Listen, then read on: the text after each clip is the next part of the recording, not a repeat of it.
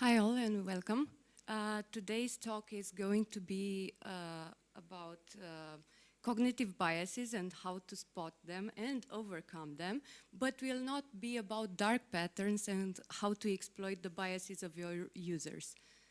Oh, no, doesn't work? Okay. Sorry.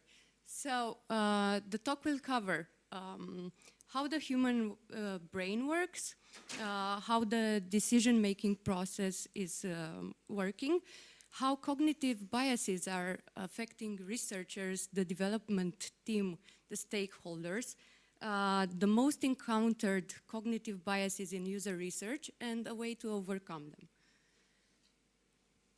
So how does the human brain work? We think about ourselves as rational human beings, but usually the decision-making process is actually working outside of our awareness. So in his book, Daniel Kahneman, in his book, Thinking Fast and Slow, he defined the decision-making process in two systems. System one, which is very fast, it's effortless, it's intuitive, and it's the one that helps us run out of danger. So if you would see a bear, it's like snap judgment, you just run. System two is very slow, and it's actionable when our attention is drawn to a problem. So that's when system two is taking place, and it requires a lot of attention. So both of these systems are impacting our reasoning, but the primary one is system one, which is very fast.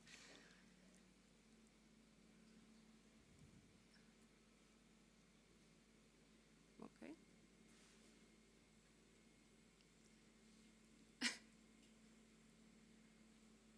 Okay, so Daniel Kahneman in 1974 has defined cognitive biases as a systematic error in thinking that impacts one's choices and judgments, which means we lose our reasoning and logic in order to be more fast. This is like our brain takes shortcuts in order to be very, very fast. So from 1974, researchers have mapped 194 cognitive biases, but in user research, we are going to talk about only 6. So don't worry.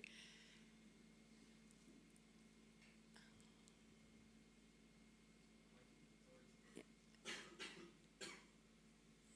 So actually, cognitive biases are impacting user researchers, designers, stakeholders, development team.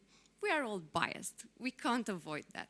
We all make the same mistakes. But it's very important in user research because it's a continuous fight against bias to know what are them and how to see them. So usually, if a bias is very in your face, like if you're conducting user testing and you are making leading questions like, did you like this, didn't you? How about this awesome feature? These are leading questions and are very easily to correct. The problem is when the bias is hidden and you cannot see it exactly super fast. So this is when you are collecting all of your data. All of your data is pristine because you had a great script for the interview, but you are biasing it while analyzing it and interpreting it. So this is very, I mean, this is harder to correct it. So let's see. The most encountered cognitive biases in user research. So confirmation bias. This is when you are giving more value to answers which are confirming your assumptions. So this happened to me. I'm from Alethio, I'm a designer.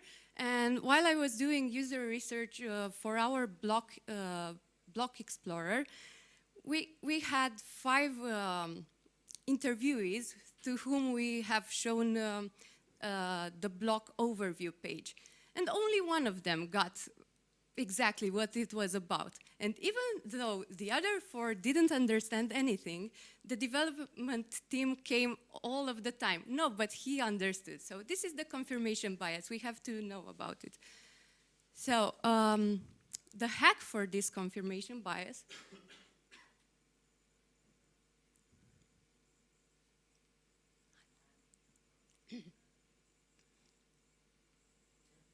okay. So hack is to assign someone on your team to play the devil's advocate for major decisions, or use the sixth thinking hats technique, which is thinking from different angles. Okay, anchoring bias. This is usually very much used in business negotiation. So if I was to pitch you a project, I would go like this. This is a web app. Usually they use Google material icons, but for this web app especially, we have hired a designer, and these icons are unique and only made for this app. So now in your mind you have this term of uniqueness, and even though you didn't like the color theme, or you didn't like it at all at first, you like it now because you have this uniqueness in your mind, and you're anchoring everything to that information. So this usually happens when you are user testing and you are testing flows. The user might say that he liked the very first flow because he got he understood that one. So he will say that nevertheless. So in order to overcome that, it's better to reflect on your decision-making history and think about whether you've rushed to judgment in the past. So you loop into system 2. So to avoid that, it's very easy to swap. Every time you're doing user testing, swap the flows. First is one, then B or A/B test. Framing effect. That is the way you are framing the information. So it's there has been an experiment in which people were described two types of vacation. The first description was very bland and nothing extraordinary. The second one had very, it had much superlatives. So they would describe it: brilliant beaches, lovely sunrises, awful nightlife, and awful accommodation. So and after that, the experimenters asked, which one would you cancel? And when they asked which one would they cancel, people were 94% even for the first one. But for the second one, they wouldn't cancel it because of those superlatives. So this is the framing effect. So how to hack it is be aware of every word's nuances and the way they can affect your interview participants. So everything you're saying, it might bias your interview.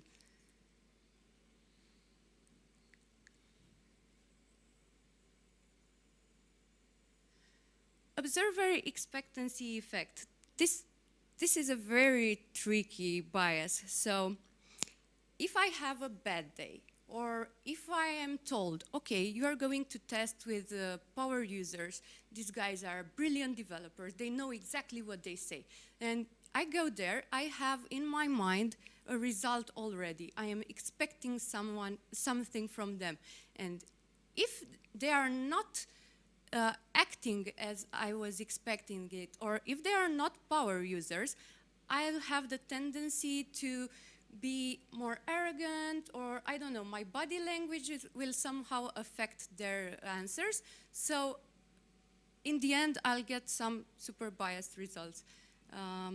So in order to get rid of that, it's very important to screen yourself and your team for the potential cognitive biases.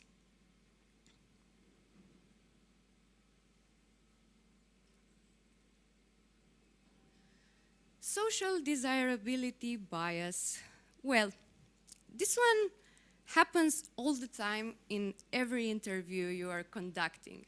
So usually interviewees are thinking, oh, this person has super worked for this, I want to make it feel good. So they will not give you the sincere and honest opinion about your product. And they will say something that they think that it will please you. So in order to get rid of that, tell the participants from the start, I didn't work on this project. I'm just hired to facilitate this interview. So you make them feel better and somehow get the honest opinion that you actually want.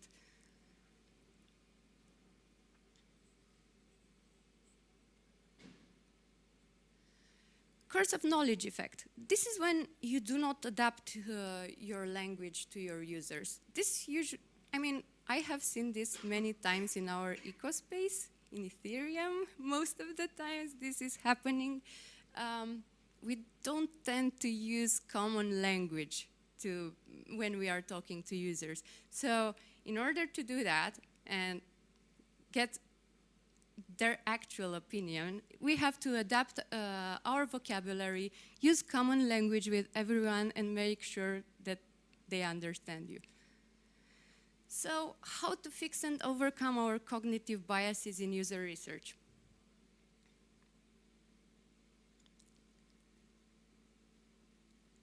So screen your study participants. It's very important to have the actually targeted audience for your interview, not anyone from the street. They will give you answers, but nothing will happen. List your assumptions. Determine the process of analyzing the results. So this means you start that process, you list it, and you won't change it during the experiment because this will be a total fail. Have a large enough sample size. Actually, Nielsen Norman has a very big paper on this. Easier for, so if you don't want to read it, it's usually 5. From 5, the learning curve decreases and you don't get like tons after.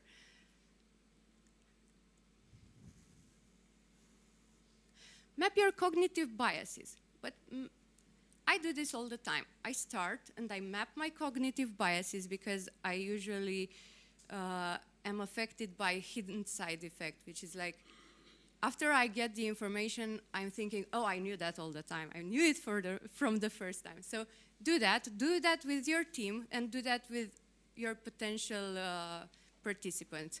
Write a script for your interview and check not to have leading questions. This is very important. Map your emotions. So actually, you cannot control yourself in a day. If you are moody or you have a really bad day, you can't do anything about it. But if you have that bad day, after you have harvested the information and you are writing down everything, write that down, the fact that you had a very bad day. So you might go back and see that you might have biased some stuff. Talk less and watch your body language. Very important.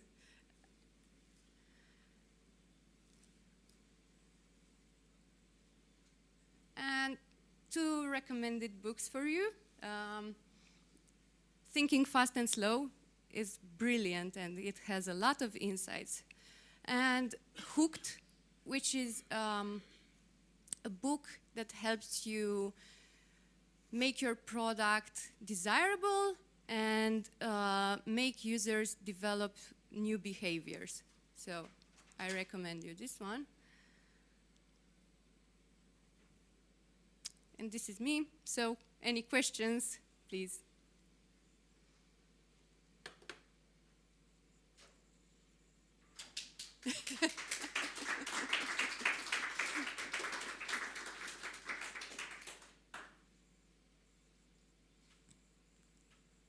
Okay, no questions. Lovely. Do you have any funny story of your user researches where you were clearly incurring in any of these biases?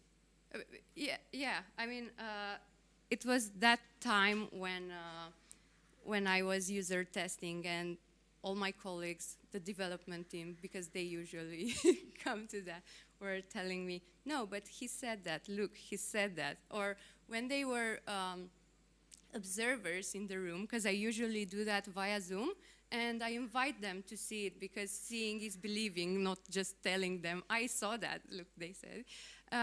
We're like, I can't understand how he doesn't see the button. How can he do that? What's wrong? So yeah, this is,